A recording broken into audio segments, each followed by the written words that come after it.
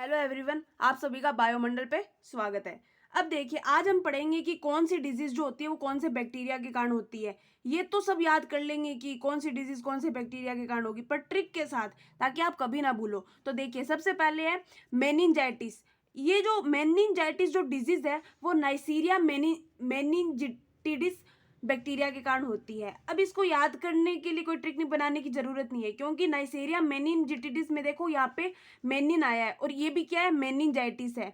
तो आपको पता होना चाहिए जिस बैक्टीरिया के लास्ट में मेनिन आएगा वो कौन सी डिजीज को करेगा, मेनिनजाइटिस।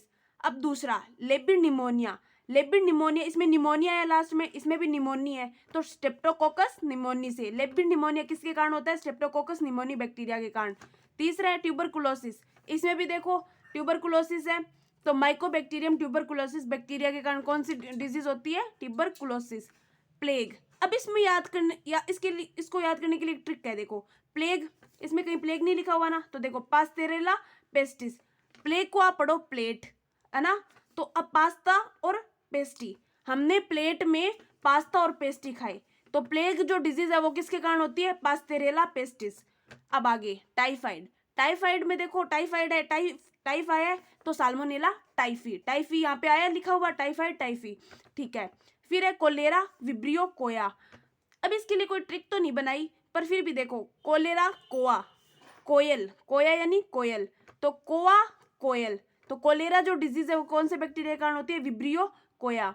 फिर है सिफिलिस, तो ये बैक्टीरिया कौन सा है, ट्रिपोनेमा पेलिडम। अब देखो इसके लिए दो है, आपको दोनों बताती हूँ। सिफिलिस, आप बोलते ना टी की एक सिफ ली हमने, सिपली ऐसे बोलते हैं, तो देखो सिफिलिस सिपली किसकी ली, टी की, और पीली टी की पीली क्या, सिप ऐसे बोलते हैं ना, सिपली, एक सिप लो आप मुंह में, तो ठीक है। सिफिलिस जो होता है ट्रिपोनेमा पेरिडम के कारण।